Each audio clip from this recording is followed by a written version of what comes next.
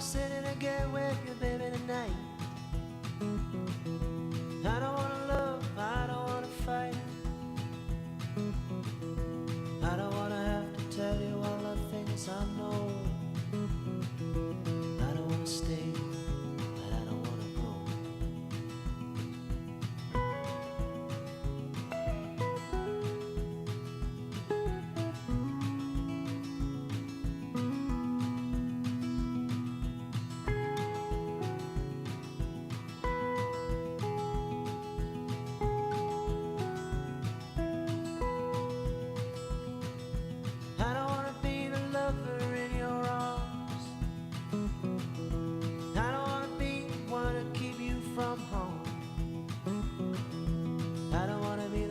Person in your heart. I don't wanna stop, but I don't wanna stop. Part-time lover, how we suffer now.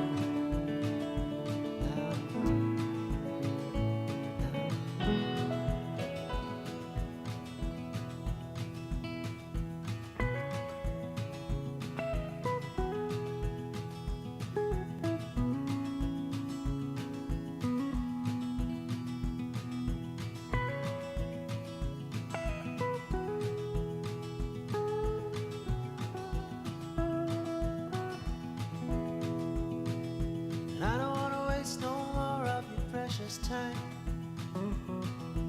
I don't wanna say that everything will be fine. I don't wanna feel your tears on my skin. I'm a coward, baby, don't let me in. Part-time lover, how we suffer now.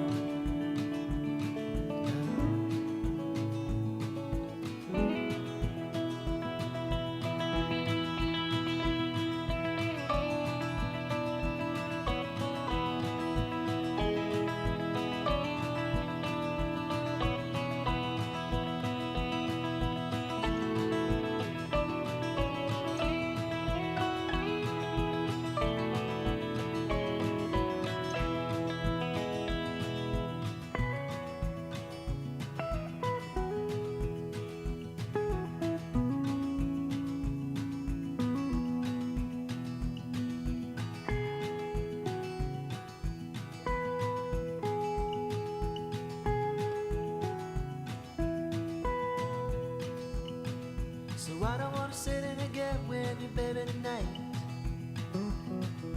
I don't wanna love, I don't wanna fight. I don't wanna have to tell you all the things I know. I don't wanna stay, but I don't wanna go.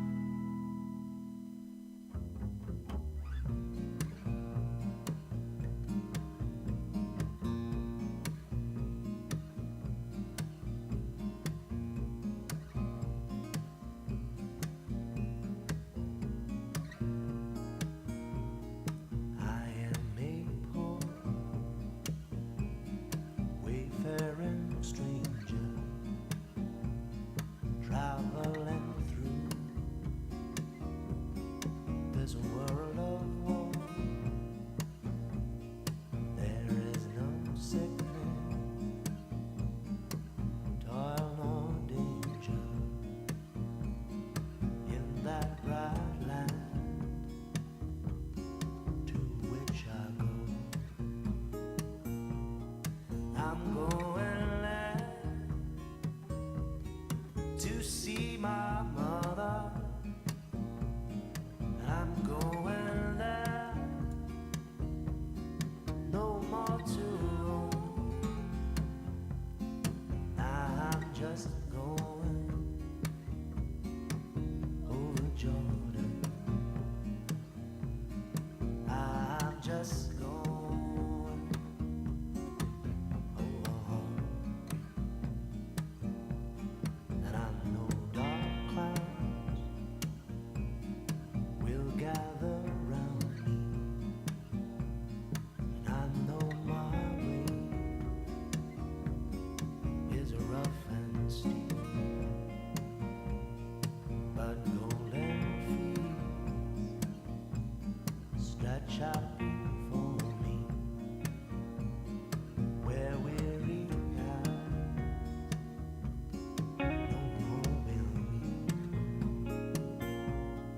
I'm going there to see my father. I'm going there, no more to roam. I'm just going over Jordan. I'm just going.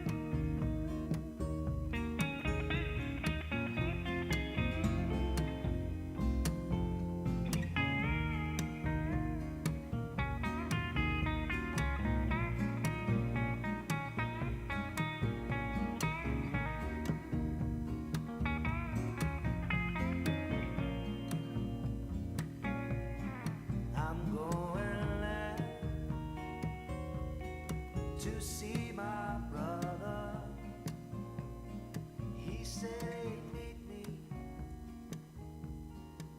when I come.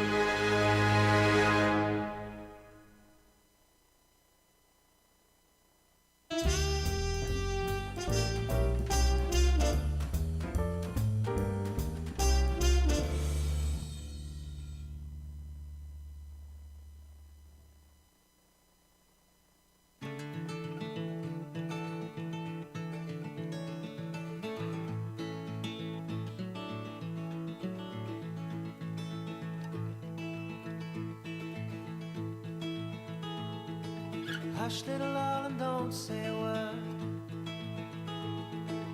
I'm gonna buy you a mockingbird. Say, darling, say. And if that mockingbird don't sing, I'm gonna buy you a diamond ring. Yes, and I know that diamond ring. Yes, I know that diamond ring is gonna shine. Darling, if you'll marry me, I'll buy you a house with a big oak tree. Say, darling, say, we'll live in the house with the big oak tree. 3 little babies on your knee.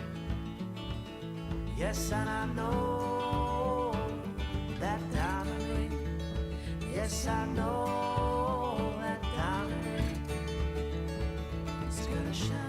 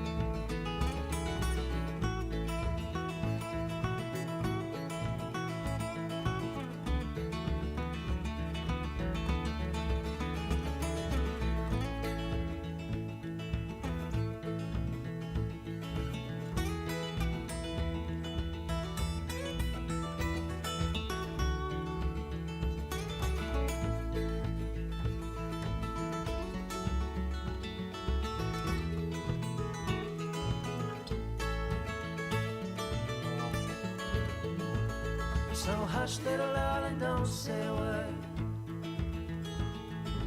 I'm gonna buy you a mockingbird.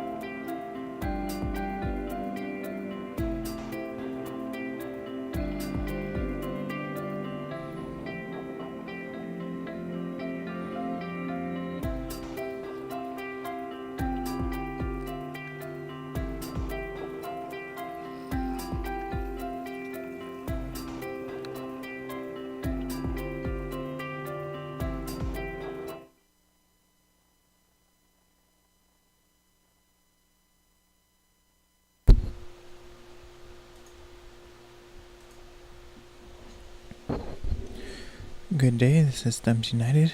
We are editing for Flotations. We're doing some film restoration and everything. These are photography. This is photography from Chiapas, Mexico, and we are restoring medium format film. And so, in medium format film, it's over double the size of 35 millimeter, and so that makes a higher quality photo. You get kind of sharper images. You get increased depth of field, and technically the viewing angles are wider. So this is 80 millimeter film with a lens that's 80 millimeter, and that's kind of almost that's like the equivalent of a 40 or a 50 millimeter lens in a medium format, but you still get the same depth of field as an 80 millimeter on a 35 millimeter. So that's pretty cool. So you get shallower depths of field with wider angles, which is really nice. You also get a wider range of tone with medium format, and especially with film, there's a lot wider range to deal with in film. And with that, let's get started.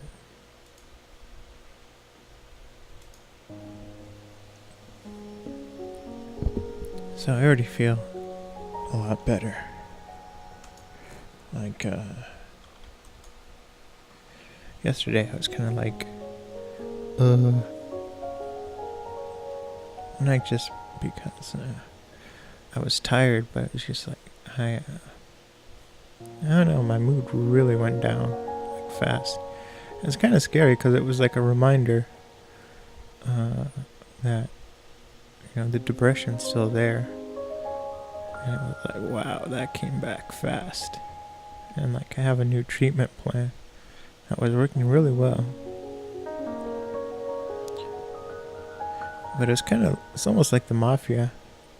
The depression was like, you got a lot of nice stuff here, so you made a lot of progress. I'm still here, just to let you know. And it was like, oh my goodness. I mean, I knew what I had to do. I just had to get to bed early. And like, I'm not saying sleep it off, because that's like,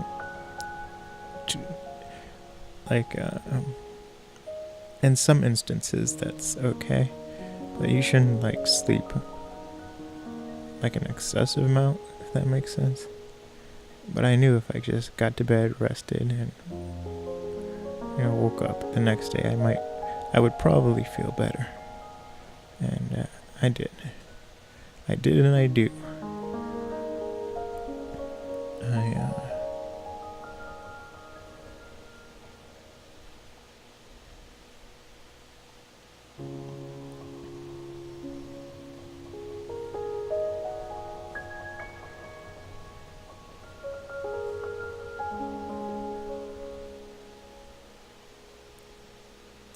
I went to bed at around 3 in the morning, and I almost couldn't sleep.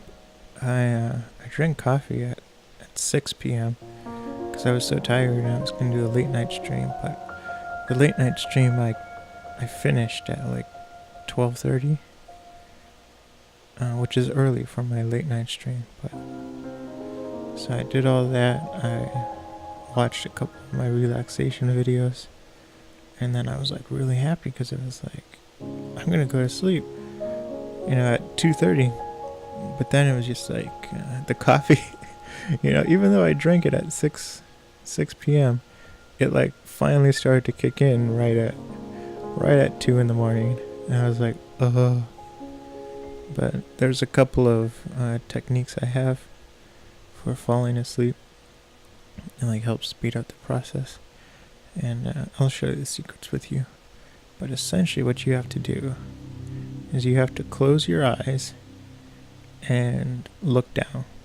And it's kind of hard to do because, with your eyes closed, you have to really focus on controlling where you put your eyes.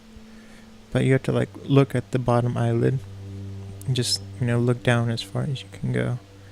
And for some reason, that technique releases like endorphins in your brain to help you relax and fall asleep, and it's a technique you use when you're doing yoga for relaxation. That's how I first learned about it, and every time it works. And like I'm at the point where I can feel myself getting more relaxed, more tired, and ready for sleep.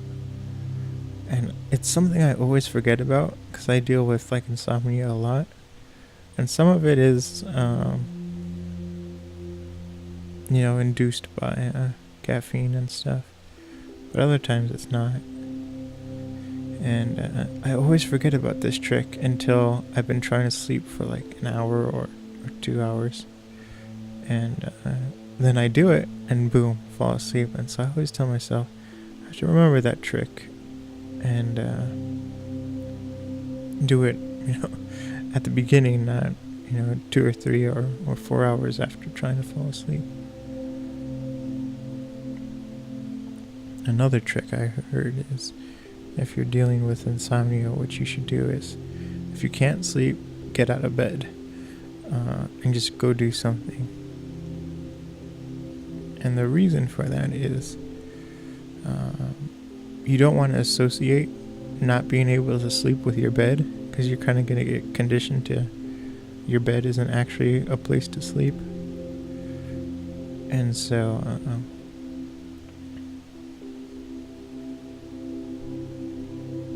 you want to kind of break that association. And then once you're really tired and you feel like the insomnia kind of is going away, then you get in bed and fall asleep. And the other solution is to take melatonin, but if you don't want to take melatonin, and it's not a sleeping pill, it's a hormone that you get naturally, and it doesn't help you sleep. It tells your brain that it's time to get ready to sleep. It's completely natural, and it's not a sleep aid. It doesn't really make you drowsy. It just gets you kind of in the mood to start sleeping, and it doesn't put you to sleep. So there's that. And if you don't want to take the melatonin pills, what you can actually do is just drink some cherry juice. What I do is I get concentrated cherry juice, and it's just 100% cherry juice, and that will not only help you fall asleep because cherry juice has melatonin, but if you have like aches and pains, and especially if it like arthritis or something, cherry juice will help reduce inflammation, and I believe it's an antioxidant, so it's really good for you. And that's kind of ways you can deal with sleep problems. And like I've tried all of them and they work pretty well.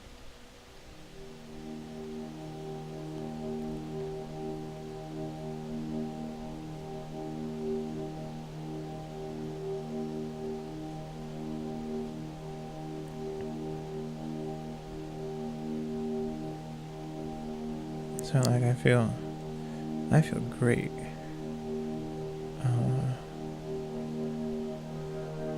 And it was interesting because like yesterday, like I was saying, like the depression came back after a long time, and I kind of was able to observe it, if that makes sense. I really monitored my thoughts, and it was just like, it was all kind of like the traumas that I had in my past, not my past life, but a long time ago, like all that stuff came up, and it's just like, my brain is really like spiraling, bringing up like embarrassing things,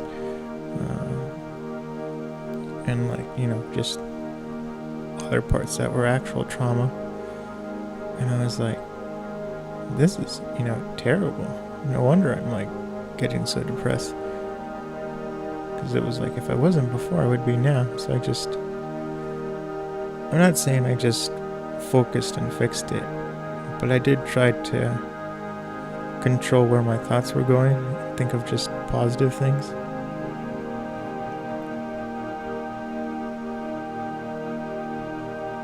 And like that doesn't always work. And I'm not saying you can fix depression with just positive thoughts. But it does help. Like, there are techniques to combat it, and I've learned from therapy ways to fight it. And I highly recommend doing therapy before doing medication, because therapy will help you learn how to deal with the depression, because medication will make it worse for the first 2 or 3 weeks that you're taking a new medication. So you really need to know how to fight it. And then after the 2 or 3 weeks, usually the medicine will start working, and you'll be fine. But like, occasionally there will be times when, you know, the depression will break through. So you need to have, they call it something. You need to figure out how to have coping mechanisms, which is like a real term for therapy and cognitive behavioral therapy. It's kind of like a backup plan. But yeah, so went to bed at 3 in the morning, which is early for me. And like, I fell asleep at 3:10, and I was dreaming, and then I woke up, and I was gonna sleep in a little longer, but I was like, no, I'm getting up. I got things to do. I got streams to do. I want to get to the photography and everything, which is unusual. Usually I'm like slow. I'm like, the first thing I usually think when I wake up is like, can I go back to sleep? When's how long before it's okay to sleep again? Which is kind of the depression talking. But there's something I was gonna say. So I'm getting back to my cheerful self, and I got up at like 10:30, and I was really excited. Some packages arrived that I've been expecting. It was supposed to come Monday, but they got here early, which is good. And what I'm removing here is it's a giant thumbprint on the negative, and I'm removing that. I don't want anyone to steal my identity. I have my thumbprint. So I'm just going chunk by chunk.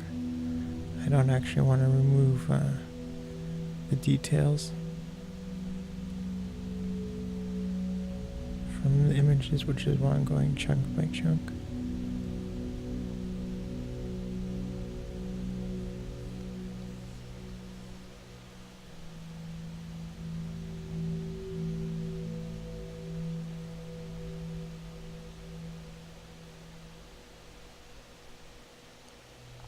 But so I got one of the packages, and it's a projector, and really excited. This projector was super cheap, super inexpensive. It was $80, and I'm happy with it. I mean, it is standard definition. It's not even HD, but it has a good contrast ratio. I turned it on, and it was like, this is, it was kind of washed out a little bit, but that was with my windows open, and it was like it was like at 11 in the morning, so I didn't even have my room dark, and you could see the image pretty well. So I'm really happy with it, and I can't wait to see what it looks like when I put the blackout curtains back up and everything. So that will be nice. And I got the projector mainly for my grandmother. we used to have like kind of at the end of the day we would watch TV together. We'd watch like a nature documentary, something that's really scenic.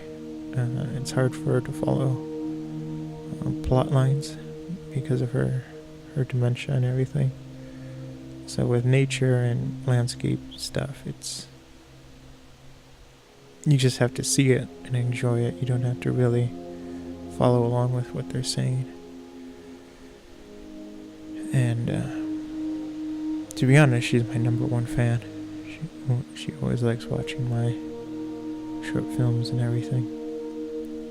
And so that's why I got the projector, because our TV room in the basement flooded and it's under repair. And so we can't, we haven't been able to have TV time at the end of the day. So now with the projector set up, it's set up in my room. I have it's over 100-inch screen, and we can do that again. After this, I'm gonna go garden. I'm not allowed to use power tools on the weekend, but there's plenty of stuff for me to do. I have to do bagging and all this stuff.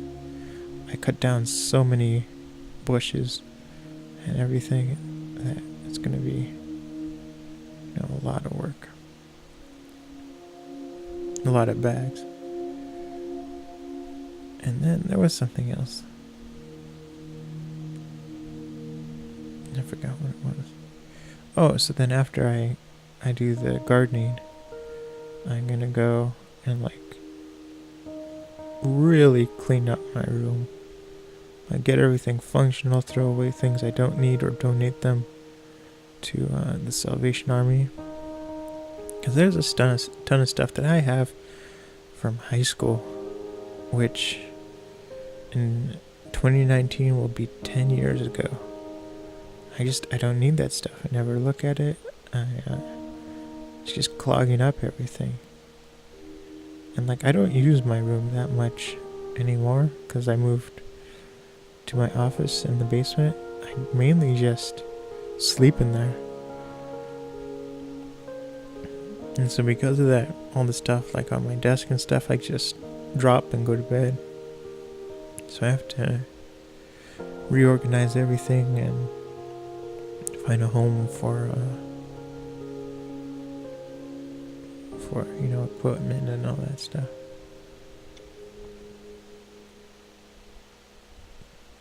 And then, as I'm cleaning, I'm gonna set up the projector. There is a downside. One thing that it's not a problem with it per se. It's more like a design problem, but it doesn't have mount points. So I created this thing that holds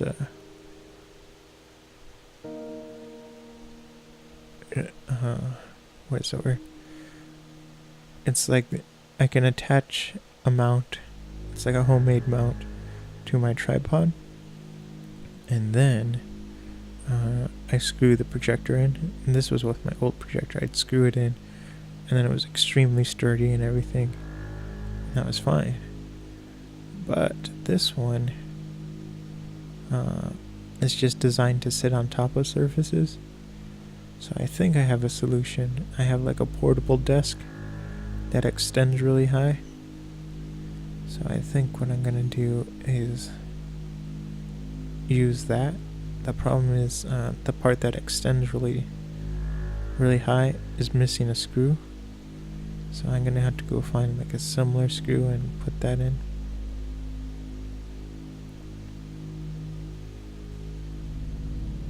So that's the only real problem. So I'm gonna clean up my room, make it presentable, and then set up the projector. I'm gonna take my Xbox out of my office, the Xbox 360, and connect it to that. And so that will. What's nice about this projector is it also has a component, which is really rare for a projector these days. and so I will be able to, connect my Xbox. Oh no, it's called composite. With composite, and get like, kind of a rich signal. I have an adapter, which is how I would connect it before. I have an original 360, well, not 360, and it doesn't have HDMI. So I have a cable that you plug into the Xbox, and it does VGA. And that's how I connect it to my monitors and stuff. That, like my computer monitors and everything. So, but the VGA is like, it's good for 720p, but it's not so good for 1080p. The signal to noise ratio is really high. So there's like a little bit of ghosting. Some of the images are kind of doubled up and everything. And then the other thing this projector does is you can plug in like a USB thumbstick or memory card, and then it can play the videos from that. So that's great, because what I was going to do is I was going to burn a whole bunch of things that I've produced and play it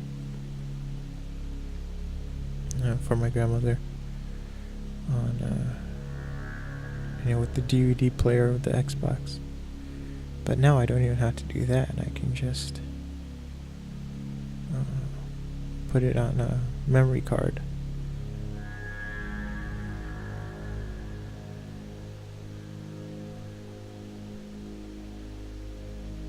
So I'm excited to set that up. Supposedly it supports 3D. I'll see how that works. But it's built surprisingly well. It's almost a projector that I would use for like art exhibitions. Not because the brightness, or I have to test the colors, but because it just looks well. It's something that I would take on to like an office or something to show off my work.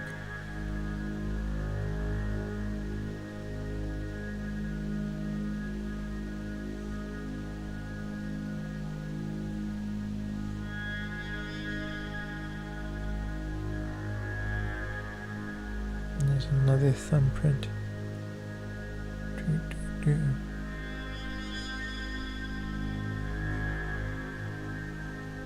It's really around the darker areas.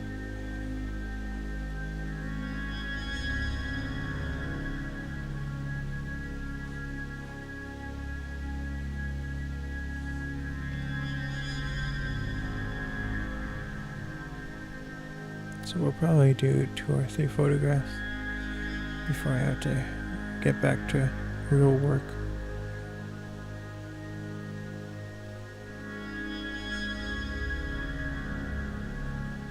So maybe another photograph after this, or another 2. We'll see.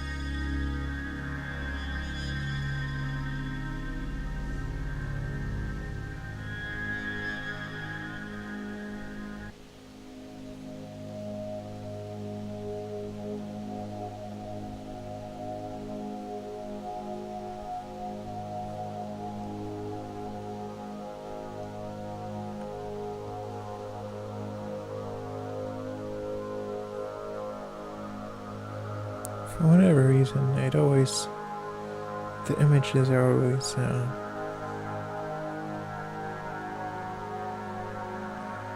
just more kind of things I need to restore toward the top of the image versus the bottom.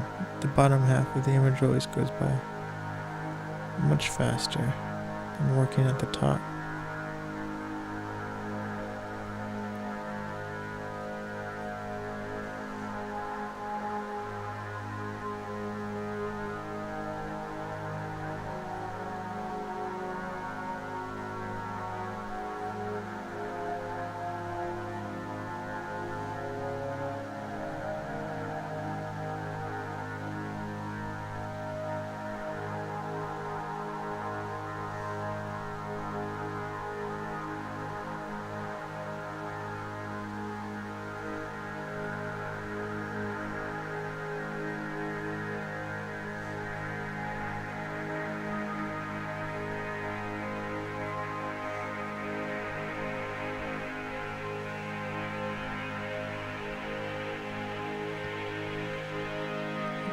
My hand is beginning to cramp up, which is why I'm moving a little slower. I'm like gripping the stylus really hard, which is something I always do. It's a little bit harder to do, like drawing and things on a tablet with the stylus, because it's like you're drawing on glass. There is very little resistance. It's not like drawing on paper or painting on canvas. And so the tendency is just to grip really hard to control the stylus. And really you just have to kind of control your brush strokes and just kind of, you really have to just think where you want to draw versus, focusing on drawing. It just takes a light touch.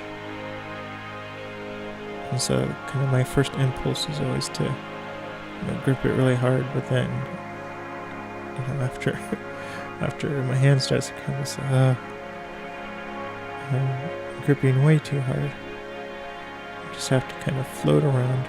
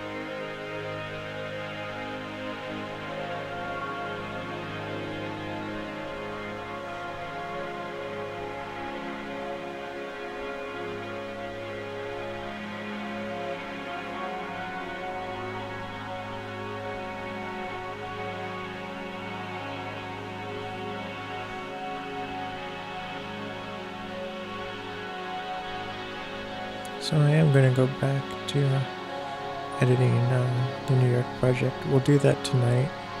I'm going to try to stream earlier, sometime between 9 and 11. I want to do another 2 hours of streaming, but I want to be done at 12. And like I have to get better with my schedule, where I have to set a hard time to end, because I usually go by goals. So I want to finish a project or something, so I'll go 2 or 3 hours till the project is done. But I really have to do it by time, because like I said, I'll start streaming until like 2 or 3 in the morning, and then it takes me about another hour to cool down and get to sleep. And that's like, I'm trying to get my sleep schedule better. My ideal goal would be wake up at 6 in the morning, work until 12, and then stream from 12 to 12 to 4 or 12 to 3, go offline, go back to work, and or work on web development stuff, and then stream again at night. So I'm slowly getting there, slowly waking up earlier. And my doctor was just like, don't just try to jump to 6 in the morning, actually slowly transition to that, because then I'll be able to do it consistently. So we're done with this image.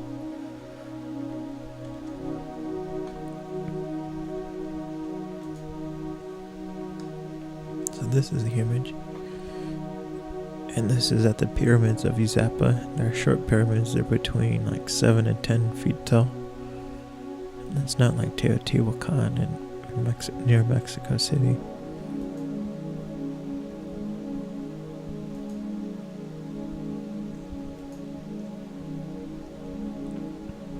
And this is another one from Izapa.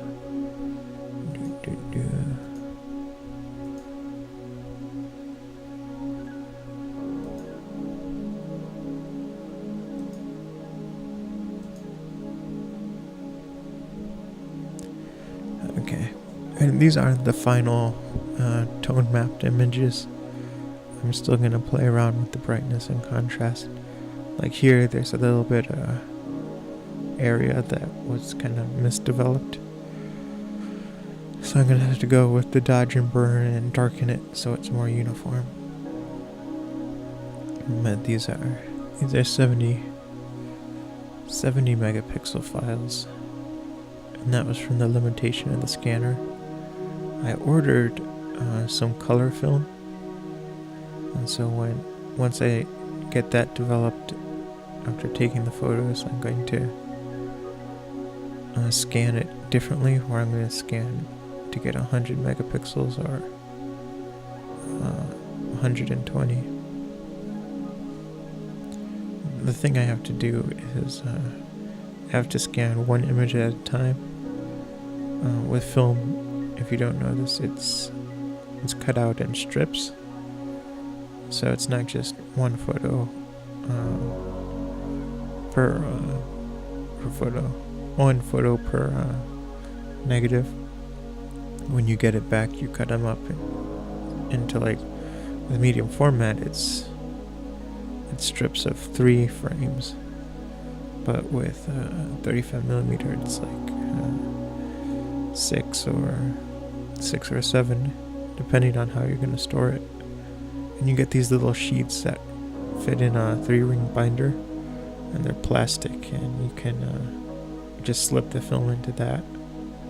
So that's the real reason why you cut it into strips, because you can't really store, with 35mm, that's 36 exposures, and that's it's really long. It's maybe 3 feet of film, so you can't store that in a binder. You have to cut it up into little pieces. And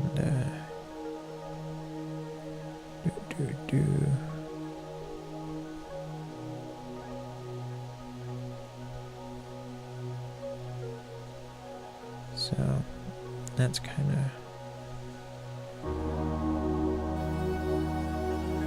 so when I scan,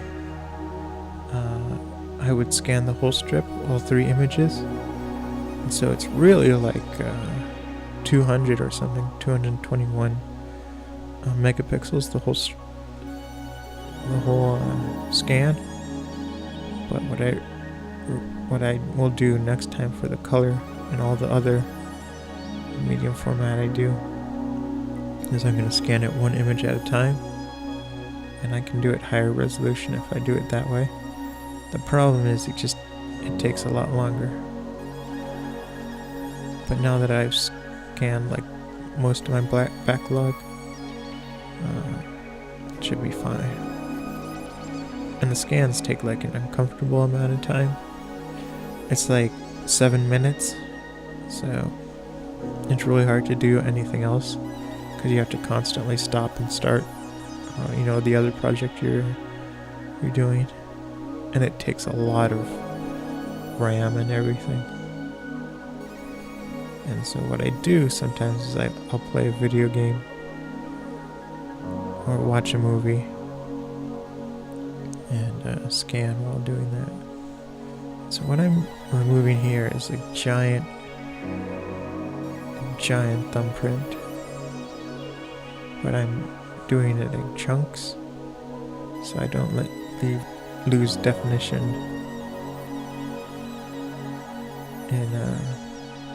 in the cloud layer.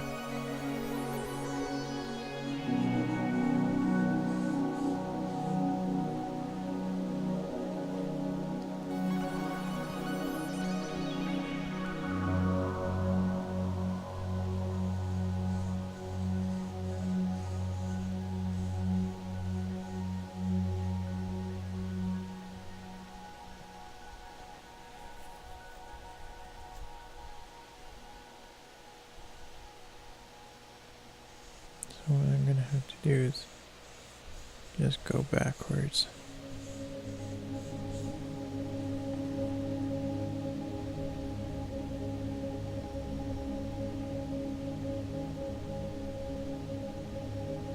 And the problem is that the thumbprint is so big that when the heal tool is trying to heal, it thinks that pattern is supposed to be there.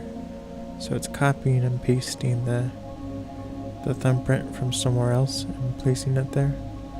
That's why I had to work in reverse. I had to get rid of the thumbprint to the right of the image before it would get rid of it. Which is what happens sometimes.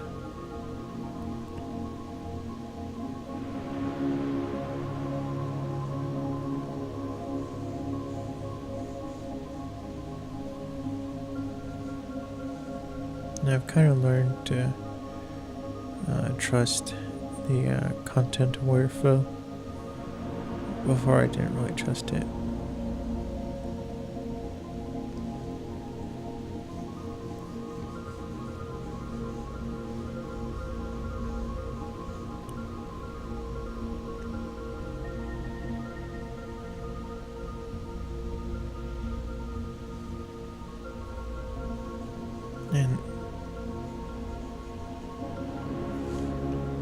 And some of this is,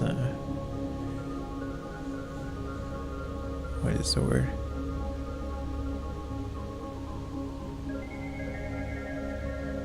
Some of this is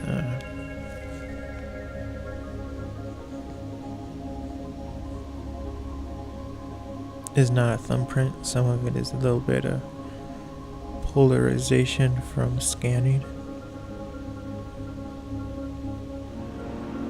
And some of it is like kind of an issue with the development process. It's like Z-brain.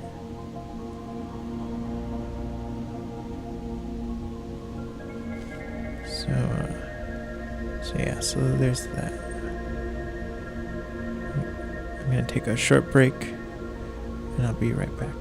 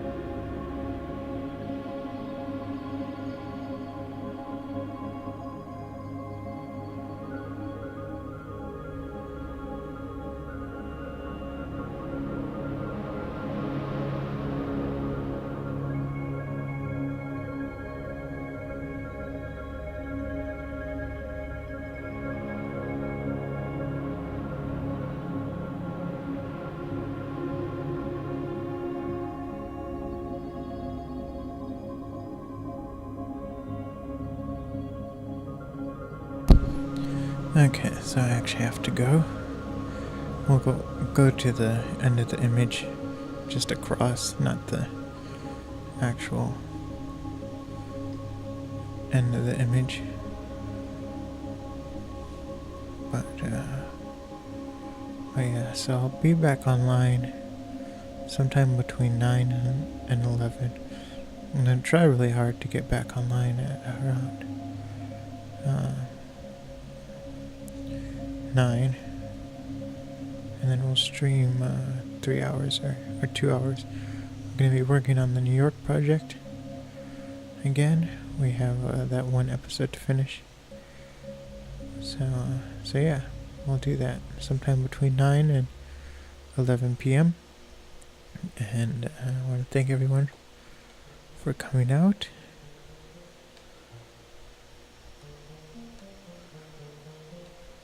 And I'll see everyone tonight. Bye-bye.